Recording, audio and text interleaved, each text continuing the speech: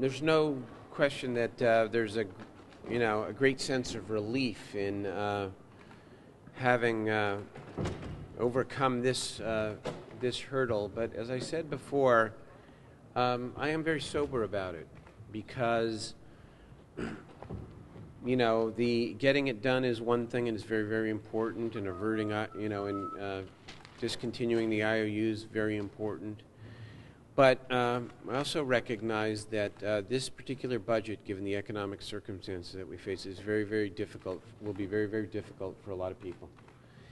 And, it's our job to do everything we can now to help California recover. And after a little bit of rest, we will come back and we will focus not just on crisis, but on taking whatever window we may have before we may have to come back, and to focus on change.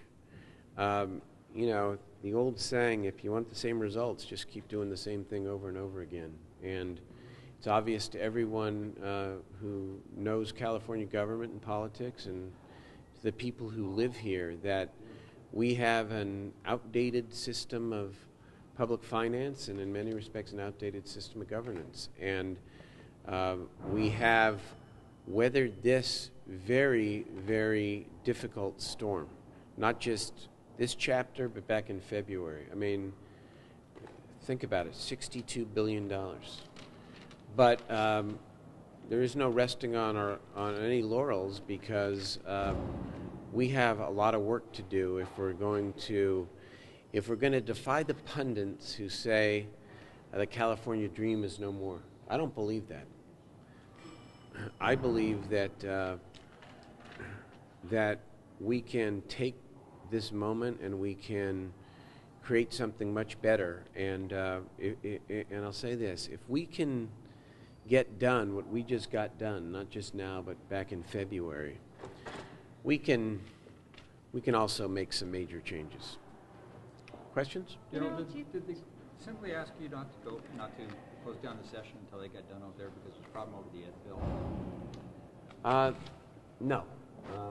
I know that there may be some problems with the ed bill, but I'm confident that they'll get the job done. I know that the speaker is ready to put up all her votes on the ed bill. Look, we had Republican members over here vote to say we ought to repay public education.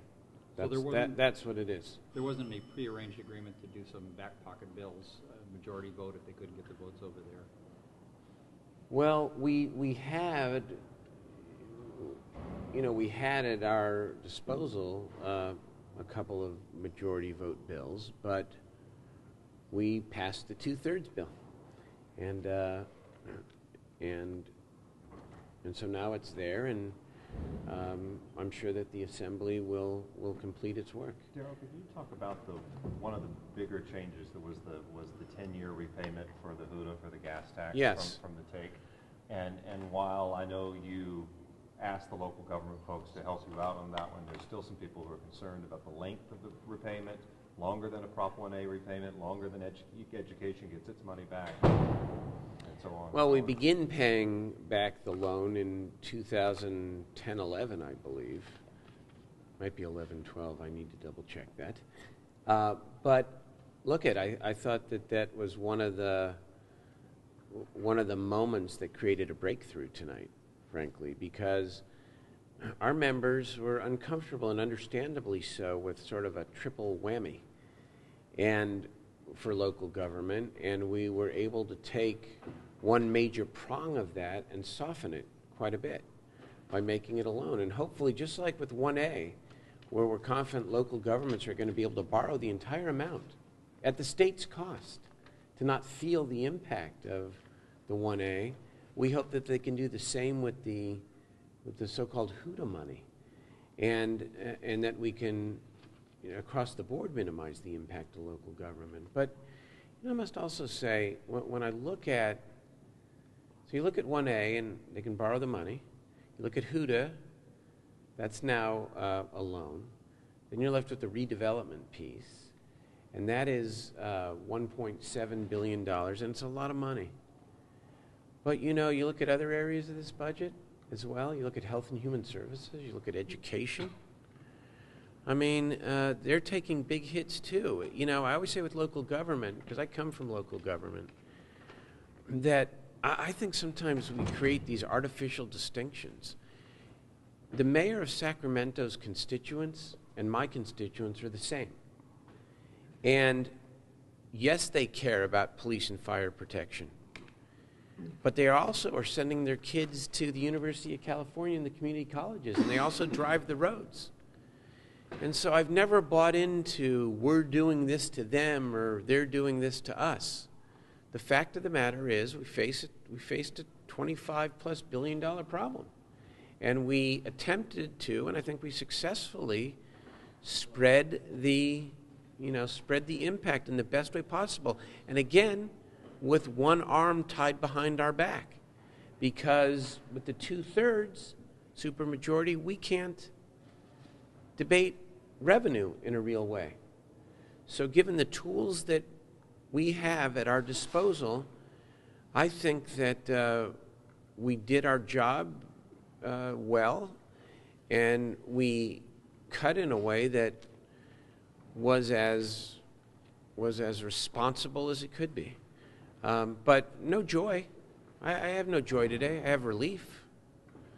But no joy until two things occur. One, we begin to see the economic recovery, and two, we begin to make strides towards changing this broken system.